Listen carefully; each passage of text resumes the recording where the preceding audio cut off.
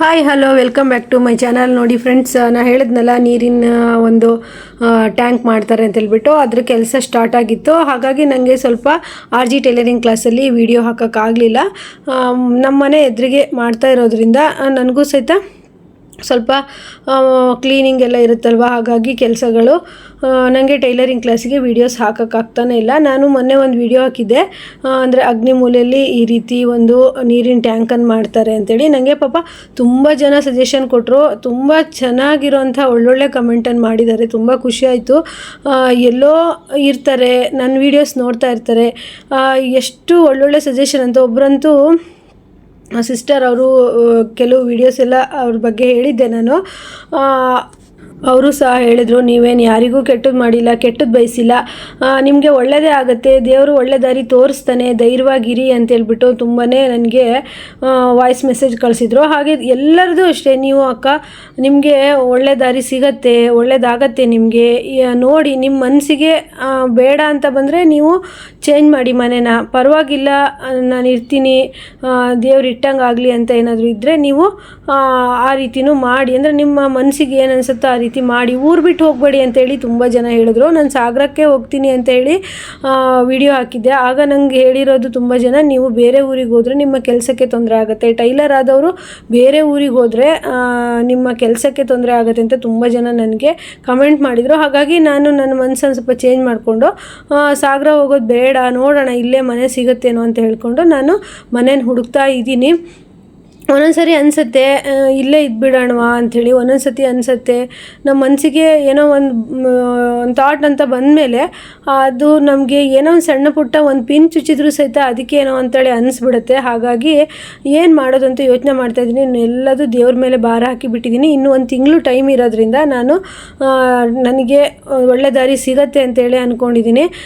ಈಗ ಜನಕ್ಕೆಲ್ಲ ನಾನು ಇಲ್ಲಿರೋದು ಪರಿಚಯ ಆಗಿತ್ತು, ಹಾಗಾಗಿ ಇಲ್ಲೇ ಎಲ್ಲ ಬರೋರು, ಮತ್ತು ಇದು ಸೆಂಟ್ರ್ ಪಾಯಿಂಟ್ ಆಗಿತ್ತು ಪೇಟೆಗೆ.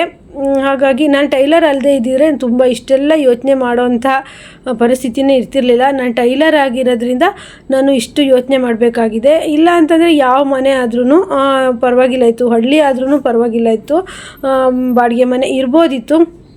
ಸ್ವಂತ ಮನೆ ಮಾಡಬೇಕು ಅಂತ ತುಂಬ ಆಸೆ ಇದೆ ಫ್ರೆಂಡ್ಸ್. ಆದರೆ ಸ್ವಂತ ಮನೆ ಯೋಗ ಎಲ್ಲರಿಗೂ ಕೂಡ ಬರಲ್ಲ. ನಿಜವಾಗೂ ಹೇಳಬೇಕು ಅಂದರೆ ಸ್ವಂತ ಮನೆ ಯಾರಿಗೆಲ್ಲ ಬೇಗನೆ ಆಗಿರುತ್ತೋ, ಅವ್ರು ಅಂದ್ಕೊಳ್ಳೋದಕ್ಕಿಂತ ಮುಂಚೆನೇ ಅನಿರೀಕ್ಷಿತವಾಗಿ ಆಗಿರುತ್ತೋ ಅವರೆಲ್ಲ ತುಂಬ ಅದೃಷ್ಟವಂತರು. ಅವ್ರಿಗೆ ತುಂಬ ಒಂದು ದೇವರ ಒಂದು ಆಶೀರ್ವಾದ ಅವ್ರಿಗೆ ಇರುತ್ತೆ ಅನ್ಬೋದು.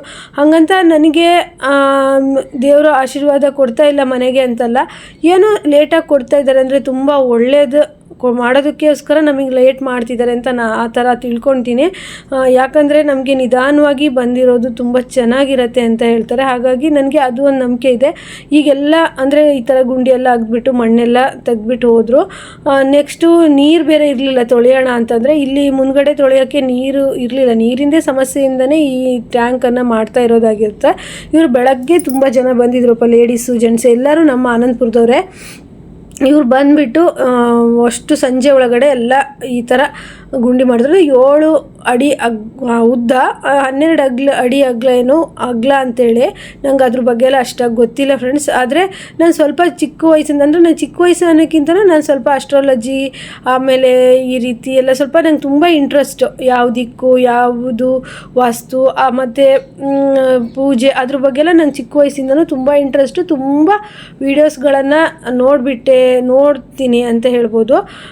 ಹಾಗಾಗಿ ನನಗೆ ಇದು ತಕ್ಷಣ ಗೊತ್ತಾಯಿತು, ನಮ್ಮ ಮನೆಯವ್ರಿಗೂ ಗೊತ್ತಾಯಿತು, ನಮಗೂ ಗೊತ್ತಾಯಿತು, ಅಗ್ನಿಮೂಲೆಯಲ್ಲಿ ಈ ರೀತಿ ಟ್ಯಾಂಕ್ ಬಂದರೆ ತುಂಬ ಒಳ್ಳೆಯದಲ್ಲ ಅಂತ. ಹಂಗಂತ ನಾನು ಒಂದು ಹೆಚ್ಚು ಕಡಿಮೆ ಒಂದು 10 ಜನ ಪುರೋಹಿತರನ್ನ ವಿಚಾರಿಸಿದಾಗ ಅವ್ರು ಹೇಳಿದಷ್ಟೇ, ಅಗ್ನಿಮೂಲೆ ಅಂದರೆ ಸ್ವಲ್ಪ ಆರೋಗ್ಯ ಸಮಸ್ಯೆ ಬರುತ್ತೆ, ಹಾಗೆ ಹಣಕಾಸಿನ ತೊಂದರೆ ಬರುತ್ತೆ ಅಂತ ಹೇಳ್ತಾನೆ ಇದ್ದಾರೆ. ಯಾರೂ ಸಹಿತ ಅಂದರೆ ಕೆಲವು ಪುರೋಹಿತರು ಅಂದರೆ ರೆಮಿಡೀಸ್ ಮಾಡ್ಕೊಬೋದು, ರೆಮಿಡಿ ಮಾಡಿ ಅಂತಾರೆ. ಇನ್ನು 100% ಸಕ್ಸಸ್ ಅಂತ ಯಾವ ಪುರೋಹಿತರು ಹೇಳಿಲ್ಲ.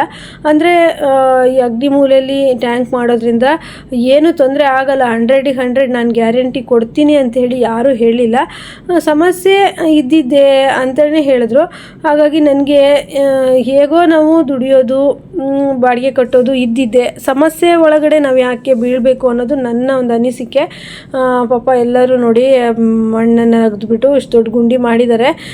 ಇಷ್ಟು ದೊಡ್ಡ ಗುಂಡಿ ಮಾಡೋದೇನು ಅವಶ್ಯಕತೆ ಅಂದರೆ ನೀರಿಗೋಸ್ಕರ. ಪಾಪ ಓನರು ಅಷ್ಟೇ, ನಮಗೋಸ್ಕರ ನೀರಿಂದು ತೊಂದರೆ ಆದರೆ ಅಂತ ಹೇಳ್ಬಿಟ್ಟು ಅವರು ಸಹಿತ ಅವರು ಐಡಿಯಾನು ತುಂಬ ಒಳ್ಳೆಯದೇ ಇದೆ. ಆದರೆ ಇಲ್ಲಿ ಮೇಯ್ನ್ ಆಗಿರೋದು ಅವರಿಗೆ ಜಾಗದ ಅಭಾವ. ಹಿಂದ್ಗಡೆ ಗುಂಡಿ ಮಾಡೋದಕ್ಕೆ ಅವರಿಗೆ ಹಿಂದ್ಗಡೆಗೆ ತನಕ ನೀರು ಬರಲಿಲ್ಲ, ಮತ್ತು ಅಲ್ಲಿ ಟಾಯ್ಲೆಟ್ ಗುಂಡಿಗಳೆಲ್ಲ ಇರ್ತವೆ. ಹಾಗಾಗಿ ಇಲ್ಲೀಗ ಅವರಿಗೆ ಇರೋ ಜಾಗನೇ ಇದು, ಅವರಿಗೂ ಸಹಿತ ಬೇರೆ ಒಂದು ಅವಕಾಶನೇ ಇರಲಿಲ್ಲ, ಏನೂ ಮಾಡೋಂಗಿಲ್ಲ.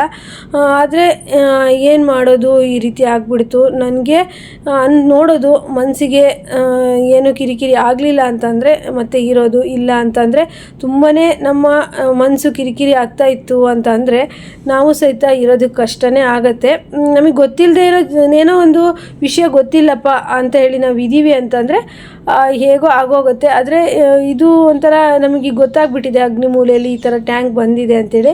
ಅದು ಏನೋ ತೊಂದರೆನೋ ಅಯ್ಯೋ ಯಾಕೆ ಈ ಥರ ಅಂತೇಳಿ ಈಗ ಒಂದು ಸಣ್ಣ ಮುಳ್ಳು ಚುಚ್ಚಿದ್ರು ಸಹಿತ ಅದಕ್ಕೆ ಆಯಿತು ಅನ್ನೋ ಥರ ಅನಿಸುತ್ತೆ.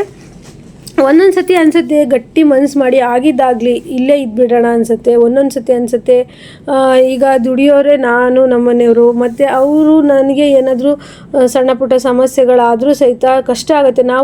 ನಮ್ಮ ಪರಿಸ್ಥಿತಿ ಹೆಂಗಿದೆ ಅಂದರೆ ಫ್ರೆಂಡ್ಸ್, ನಾವು 2 ದಿವಸ ಅಲ್ಲ, ಒಂದು 3-4 ದಿವಸ ಕೆಲಸ ಮಾಡಿಲ್ಲ ಅಂದರೆ 4-5ನೇ ದಿವಸಕ್ಕೆ ನನಗೆ ಲೋನ್ ಅಮೌಂಟ್ ಕಟ್ಟೋದಕ್ಕೆ ಕಷ್ಟ ಆಗುತ್ತೆ. ಆ ರೀತಿ ನನಗೆ ಏನಂತಂದರೆ ತುಂಬಾ ಕೆಲಸ ಮಾಡಲೇಬೇಕು. ನನ್ನ ಈಗಿರೋಂಥ ಪರಿಸ್ಥಿತಿಲಿ ಸಿಕ್ಕಾಪಟ್ಟೆ ಅಮೌಂಟ್ ಅಂದರೆ ಕಮಿಟ್ಮೆಂಟು ನನ್ನ ಮಗನಿಗೆ ಓದಿಸೋಕ್ಕೆ. ಹಾಗೆಯೇ ಕೆಲವೊಂದು ಸತಿ ಜೂನ್ ಜುಲೈಲೆಲ್ಲ ಸೀಸನ್ ಇಲ್ದಿದ್ದವಾಗೆಲ್ಲ ಕೆಲವೊಂದು ಸತಿ ಬೇಕಾಗಿರುತ್ತೆ. ಆ ರೀತಿ ಸಾಲಗಳಿದಾವಲ್ವ, ಇನ್ನು 1 ವರ್ಷ ಅಥವಾ 1.5 ವರ್ಷ ಕಷ್ಟಪಟ್ಬಿಟ್ರೆ ನನ್ನ ಸಾಲಗಳು ಸ್ವಲ್ಪ ತೀರುತ್ತೆ.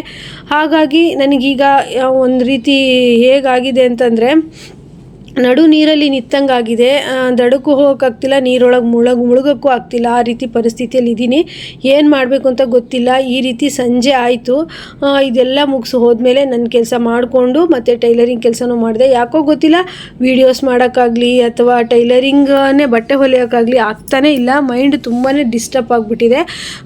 ಇದಕ್ಕೆ ನಂಗೆ ತುಂಬ ಜನ ಒಳ್ಳೊಳ್ಳೆ ಕಮೆಂಟ್ ಕೊಟ್ಟರು. ಆದರೂ ಇನ್ನೊಬ್ಬರು ಸಿಸ್ಟರ್ ಹೇಳಿದ್ರು, ನೀವು 2 ವರ್ಷ ಕಷ್ಟಪಟ್ಟು ದುಡೀರಿ, ನಿಮಗೆ ಸ್ವಂತ ಮನೆ ಆಗುತ್ತೆ ಅಂದರು. ಹಾಗೆ ಸ್ವಂತ ಮನೆ ನಿಮಗಾಗತ್ತೆ, ತಲೆ ಕೆಡಿಸ್ಕೊಬೇಡಿ, ಧೈರ್ಯವಾಗಿರಿ ಅಂದರು. ಇದೆಲ್ಲ ಕಮೆಂಟ್ಸ್ ಕೇಳ್ತಿದ್ರೆ ನನಗೋಸ್ಕರ ಎಷ್ಟೊಂದು ಜನ ಪ್ರೀತಿಯಿಂದ ಕಮೆಂಟ್ಸ್ ಮಾಡಿದಾರಲ್ಲ ಅಂತ ಅನಿಸುತ್ತೆ. ಹಾಗೆ ಅವರಿಗೆಲ್ಲರಿಗೂ ಸಹಿತ ಈ ವಿಡಿಯೋದ ಮುಖಾಂತರ ಥ್ಯಾಂಕ್ಸ್ ಅಂತ ಹೇಳ್ತೀನಿ. ನೆಕ್ಸ್ಟ್ ವಿಡಿಯೋದೊಂದಿಗೆ ಮತ್ತೆ ಬರ್ತೀನಿ. ಎಲ್ಲನೂ ವಿಡಿಯೋನ ನೋಡ್ತಾ ಇರಿ.